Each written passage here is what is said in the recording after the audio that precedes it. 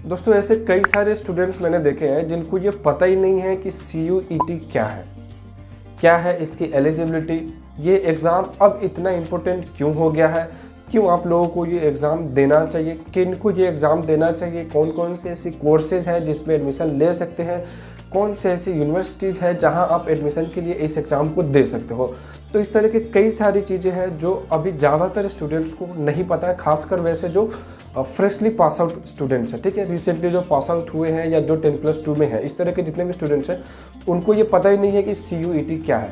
So basically ये मैं मानते हुए इस वीडियो को बना रहा हूँ कि CUET आप लोगों को नहीं पता है कि क्या है, और इसमें बाकी चीज़ें डिटेल्स जो है जो ज़्यादा इंपॉर्टेंट है, जो आपको पता होना चाहिए, उस चीज़ को मैं आपको यहाँ इस वीडियो में बताने जा रहा हूँ। नमस्कार दोस्तों, मेरा नाम है सत्य, मैं एक फूड टेक्नोलॉजिस्ट हूँ। वीडियो को शुरू करते हैं।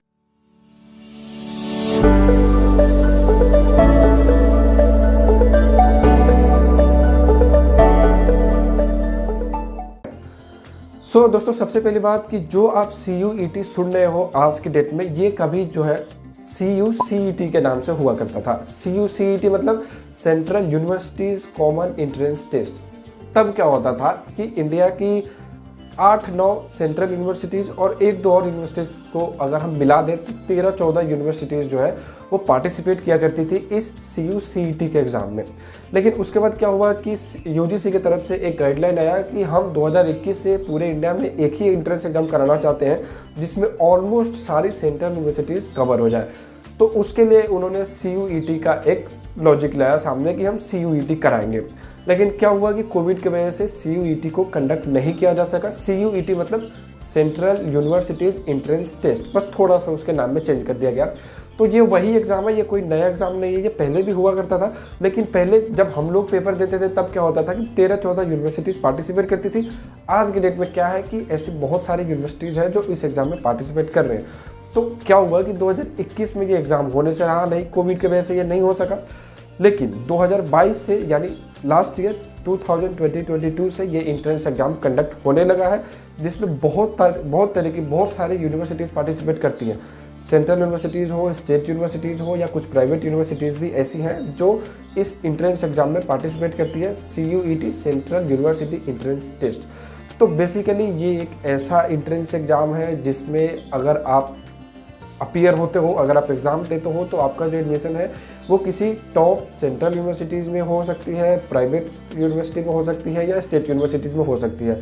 अब सेंट्रल यूनिवर्सिटीज़ का मतलब ये है कि ऐसी कोई भी यूनिवर्सिटी, ज़्यादातर यूनिवर्सिटी जैसे आप मान के चलो Pondicherry central university, Delhi university, Banaras Hindu university जहाँ से मैं पढ़ता हूँ, JNU है, सेंट्रल यूनिवर्सिटी ऑफ पंजाब है, बहुत सारी ऐसी सेंट्रल यूनिवर्सिटीज़ हैं जो इस CUET में पार्टिसिपेट करते आ रही हैं। इस बार से क्या हो रहा है कि इस बार से अब जो बाकी सारी जो यूनिवर्सिटीज़ रह गई है उनको भी ये प्रपोजल भेजा गया, तो इस बार और बहुत ज़्यादा चांसेस है कि CUET में और भी ज़्यादा यूनिवर्सिटीज़ पार्टिसिपेट करें।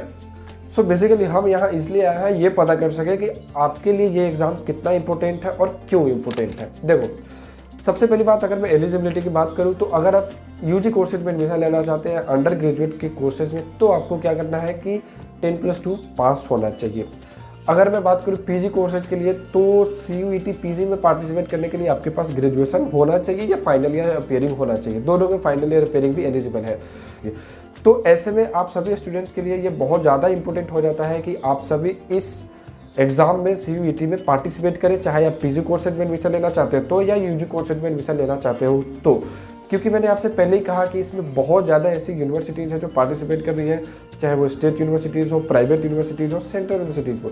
इस एग्ज़ाम को देने के बाद अगर आपके थोड़े बहुत एवरेज मार्क्स भी आते हैं तो इतना ज़रूर है कि आपका कहीं ना कहीं एडमिशन हो जाएगा। और अगर आपने थोड़ा मेहनत कर लिया तो आप एक अच्छी खासी सेंट्रल यूनिवर्सिटी से अपनी आगे की पढ़ाई जो है वो करने जा रहे हो।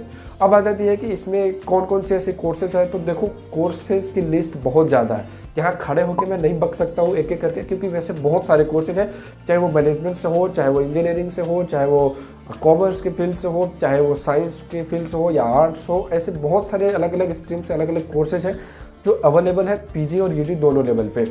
तो ओवरऑल ये है कि CUET जो एग्ज़ाम है वो सेंट्रल यूनिवर्सिटीज़ एंट्रेंस टेस्ट के नाम से कराया जाता है। इस बार भी इस एग्ज़ाम की डेट्स अनाउंस कर दी गई है। आगे के अपडेट्स के लिए मैं आपको आने वाली वीडियोस में ज़रूर अपडेट देता रहूँगा। लेकिन मैं आप लोगों से यही कहूँगा कि अगर आप फ्रेशली पास आउट हो 10+2 अगर आपने करा है या यूजी आपने अंडर ग्रेजुएशन कर लिया है, तो आपको CUET एग्ज़ाम में ज़रूर पार्टिसिपेट करना चाहिए, ज़रूर इस एग्ज़ाम को देना चाहिए, क्योंकि इससे क्या होगा कि आपका एडमिशन एक तरह से सिक्योर हो जाएगा, कहीं ना कहीं आपको एडमिशन मिल जाएगा। और ये एग्ज़ाम जो है वो इंडिया के सबसे टॉप एग्ज़ाम के लिस्ट में आ चुका है अब, JEE या नीट इस तरह के एग्ज़ाम्स में।